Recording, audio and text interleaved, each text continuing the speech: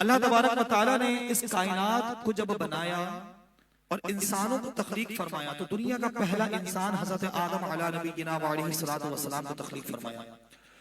उन्हीं से बीबी हव्वा रज़ियल्लाहु तआला अन्हा को तख्लीक फरमाया और उसके बाद फिर ये इंसानियत का सिलसिला चलता गया।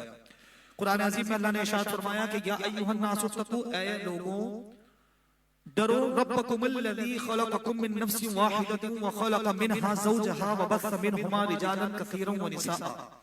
वो रब कि जिसने तुम सबको एक जान से पैदा किया, व खलक़ मिनहा ज़ौजहा, और उसी जान से अल्लाह तबारक व तआला ने उनकी औरत यानी बीबी हव्वा को पैदा किया। फिर उस एक जोड़े से अल्लाह ने कसीर मर्द और औरत को दुनिया में फैला दिया।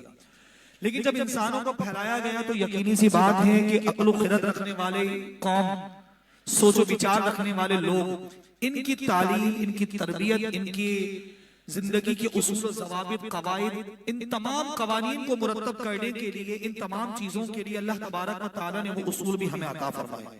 लेकिन वो उसूल दुनिया में मौजूद हर फर्द को नहीं दिए गए, बल्कि एक खास फर्द होता जिस पर अल्लाह तबारक व तआला अपने खास फरिश्ते हजरत जिब्राईल अलैहिस्सलातु वस्सलाम के जरिए वही इलाही को नाजिल फरमाता, और वो नबी जो चुनीदा बंदा होगा वो उनके जरिए लोगों तक पैगाम अल्लाह तबारक व तआला का पहुंचाता। यही सिलसिला पैगाम इलाही का चलता गया। लेकिन अल्लाह तबारक व तआला ने जब नबियों को पैदा फरमाया तो ये जहन में रखिए कि अल्लाह ने नबी को ऐसा बनाया कि जिसे अपनी उम्मत में, मखलूक में हर फर्द से बेहतर बनाया और हर एतबार से बेहतर बनाया। लिहाजा हर नबी अपनी कौम, अपनी उम्मत में हर एतबार से बेहतर होता था। तो गोया कि अल्लाह के जितने भी नबी हैं तकरीबन 1,24,000, ये तमाम के तमाम आम इंसानों से कहीं ज्यादा बेहतर है कि आम इंसान किसी भी तौर पर इनके रुतबे तक पहुंच ही नहीं सकता। लेकिन जब अल्लाह तबारक व तआला ने अपने महबूब खातमुन नबिय्यीन हजरत मोहम्मद मुस्तफा सल्लल्लाहु अलैहि वसल्लम को दुनिया में मबऊस फरमाया तो उसके बाद हाल ये था कि अल्लाह ने अपने महबूब को सिर्फ आम इंसानों से बेहतर नहीं बल्कि उन्हें ऐसा पैदा फरमाया कि वो तमाम नबियों और तमाम रसूलों में भी सबसे अफजल करार दिए गए। लिहाजा अल्लाह तबारक व तआला ने अपने महबूब करीम अलैहिस्सलातु वस्सलाम को पूरी कायनात में सबसे अफजल बनाया, और फकत अफजल किस तरह, हर एतबार से अफजल बनाया। लिहाजा हम हुजूर करीम अलैहिस्सलातु वस्सलाम के हुस्न मुबारक के मुतालिक आज कुछ सुनते हैं। नबी करीम अलैहिस्सलातु वस्सलाम के मोए मुबारक जो हुजूर के बाले मुबारक हैं, हुजूर करीम अलैहिस्सलातु वस्सलाम के जो बाले मुबारक थे, ये याद रखिएगा। हदीस में नकल होता है, तिरमिजी शरीफ में मुकम्मल एक बाब बांधा गया शमाइल तिरमिजी के नाम से।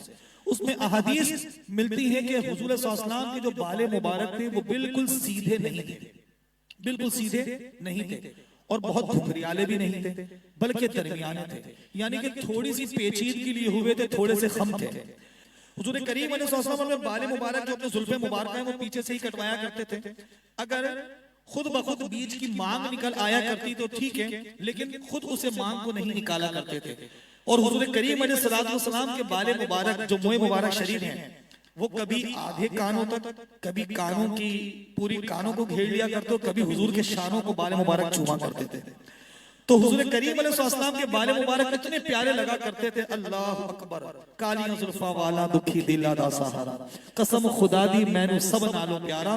क्या खूब इरशाद फरमाया गया कि हुजूर की जुल्फों के बारे में अल्लाह तबारक व तआला कुरान अज़ीम में इरशाद फरमाता है, वद्दुहा, महबूब के रुख अनवर की कसम, वल्लैलि इज़ा सजा, अरे हुजूर की उन जुल्फों की कसम जो उनके चेहरे पर बिखरती हैं। तो मुफस्सिरीन ने इससे मुराद ये भी तफसीर ली है। लिहाजा नबी करीम अलैहि सल्लम के बाले मुबारक के बारे में ये बातें इरशाद की गई। आप फरमाते हैं मोहम्मद बिन सिरीन ताबई रहमतुल्लाहि ताला अलैह हजरत अबू उबैदा रज़ियल्लाहु ताला अन्हु से अर्ज करते हैं कि हुजूर मेरे पास कुछ हुजूर के बाले मुबारक हैं जो हजरत अनस रज़ियल्लाहु ताला अन्हु और उनके घर वालों से मुझे मिले हैं। तो आप फरमाते हैं अबू उबैदा रज़ियल्लाहु ताला अन्हु के हुजूर करीम अलैहिस्सलातु वस्सलाम का एक बाले मुबारक मेरे पास होना मेरे नजदीक दुनिया में जो कुछ है उससे कहीं ज्यादा महबूब तरीन है। क्यों? क्योंकि वो हुजूर सल्लल्लाहु अलैहि वसल्लम की जात मुबारक का हिस्सा है। इसी तरह अब ये बात जरा गौर कीजिए, ये सहाबा की रिवायत है। तिरमिजी शरीफ की मैंने आपको हवाला दिया, बाकायदा तौर पे शमाइल मुस्तफा में, शमाइल तिरमिजी में आपको ये पूरी रिवायत मिल जाएंगी।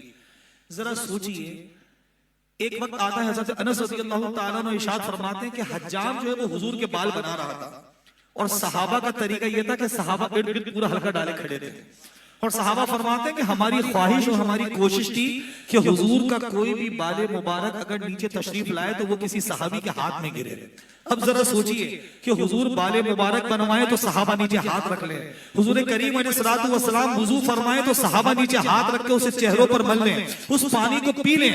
जरा सोचिए कि ये तरीका कार खास, ये तरीका कार हुजूर के अदब का क्या कुरान और हदीस में बराह रास्त लिखा हुआ है? हम जरा सोचिए। मैं एक लम्हा फिक्रिया यहाँ पर आपको एक इशारतन एक बात कहता हुआ जा रहा हूं। आज हमारे यहाँ रेफरेंसेस का दौर है, इंसान जो भी कोई काम करे तो हमारे यहाँ लोग बोलते हैं भाई इस बात का रेफरेंस कहाँ है, इस बात का रेफरेंस कहाँ है। ये याद रखिएगा, कुरान अजीम में फरमाया गया वतुअज़्ज़िरूहु वतुवक्किरूहु, हुजूर करीम अलैहिस्सलातु वस्सलाम की अल्लाह के नबी की ताज़ीम करनी है, तौक़ीर करनी है। लेकिन ये याद रखिए कि उसूल अल्लाह तबारक व तआला ने हमें दे दिया, लिहाजा इस पूरी दुनिया में जो जो उर्फ के तहत जो जो अदब के मामलात हैं वो हुजूर करीम अलैहिस्सलातु वस्सलाम के लिए किए जाएंगे।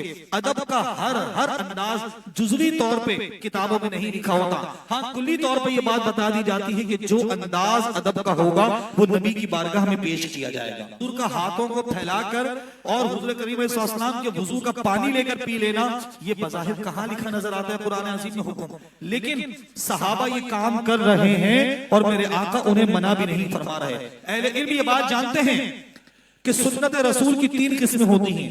एक सुन्नत कौली जो अल्लाह के रसूल अलैहिस्सलातु वस्सलाम ने कौल से इरशाद फरमाया, एक सुन्नत फेली यानी कि जो हुजूर करीम अलैहिस्सलातु वस्सलाम ने काम को करके दिखाया, और एक सुन्नत तकरीरी यानी कि हुजूर के सामने कोई काम हुआ और हुजूर ने उस पर सुकूत इख्तियार फरमाया, उसको मना नहीं फरमाया।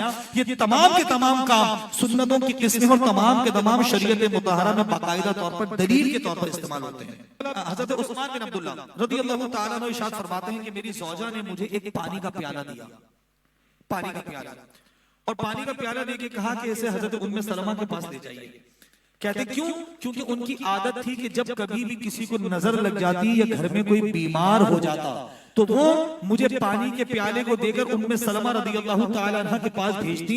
उनके पास चांदी के किसी बर्तन में हुजूर के मुँह मुबारक शरीफ रखे हुए थे, वो उन मुँह मुबारक को निकालती और उसे पानी में घुमाती, और घुमाने के बाद वो हमें वो मुँह पानी जब देती तो जो भी मरीज उस पानी को पीता शिफायाब हो जाता। शायर कहता है कि घुमाती उम्मे सलमा पानी में मुँह मुबारक को, मरीजों को शिफा देते मेरे सरकार के गैसू। तो हुजूर करीम अलैहिस्सलाम के बारे में मुँह मुबारक शरीफ के बारे में आता है हजरत खालिद बिन वलीद रज़ियल्लाहु ताला अन्हु, ये वो सिपह सालार थे जो कभी आज तक किसी जंग में हारे नहीं। आप फरमाते हैं कि मेरे पास हुजूर की पेशानी मुबारक के कुछ बाल मुबारक थे, मैंने उन बाल मुबारका को अपनी टोपी में आगे की तरफ रखकर सी लिया था। मैं जब जंग लड़ने के लिए जाता तो उस टोपी को लेकर जाया करता और उसको पहनता। अल्लाह तबारक व तआला उसकी बरकत से हमेशा मुझे फतहयाब फरमाता। लिहाजा ये हजरत खालिद बिन वलीद रज़ियल्लाहु ताला अन्हु के बारे में तो बहुत मशहूर इसके वाक़यात कई तफसीर के साथ भी जिक्र है कि एक मार्के में तो आप अपनी टोपी भूल गए, तो फिर पीछे से आपकी ज़ौजा देने के लिए आई, और जब वो टोपी पहनने के बाद आपने कुफार पर हमला किया तो फिर उनके खेमों को उखाड़ कर फेंक दिया और फतहयाब होकर वापस लौटे।